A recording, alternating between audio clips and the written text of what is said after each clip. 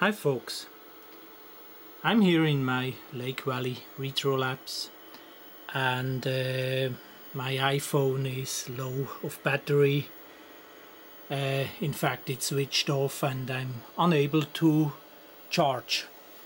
So I was interrupted in a FaceTime call with a former QL fellow, and today's plan was to learn more about SMS2 for the ATARI ST line. So I played quite a bit, and as a result I need to swap the ROMs of my 1040 STF because it has TOS 1.0 and is unable to run SMSQE. So in my last video I was showing the 1040 ST running the SMS2 of the cartridge. That worked fine so far, but today I took my TT out of storage. This is a ATARI TT030 German edition, and it's up and running, and on the QJUMP desktop I have the icons of the hard drive and so on, and I copied the latest version of SMSQE to the hard drive. Reason is I first tried SMS2, but this cartridge with its configuration is unable currently to work with the TT030. So I played a bit with SMSQE, so try to start it. Give me a second. Okay, the mouse is not that good anymore. Took me quite some tries to double click, and here we are. So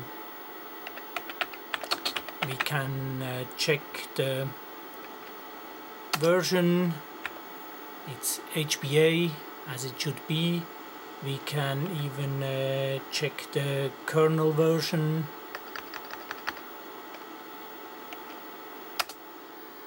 It's 3.37, and we can even access the ATARI formatted hard drive, so at least partition 1 can be read directly under SMSQE. So next is really to bring QLE to the STs.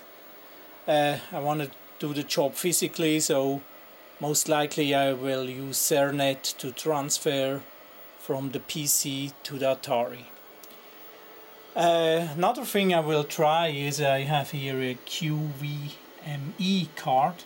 That's the high resolution video card for the ATARI TT and Mega ST, and very nice piece of hardware, engineered and made in Germany. And yeah, one day I shall install it in my TT and see if and how SMSQE looks in 4 colors in 1024 by 768 resolution.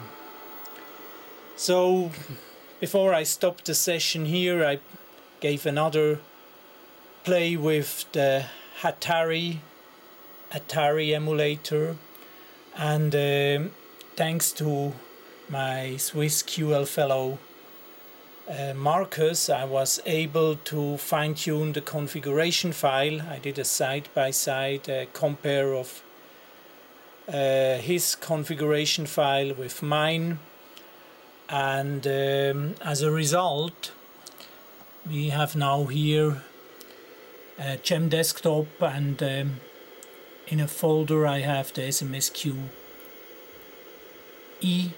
program, double click it. It starts in as a TT, and it assigns the QLE.win file to its SCSI configuration, and up you go. Here is ATARI SMSQ booting QLE. So I press a key and the boot process continues. I have to use the CFG, that's the config feature of QLE, to fine-tune it, to make sure the boot process can be completed.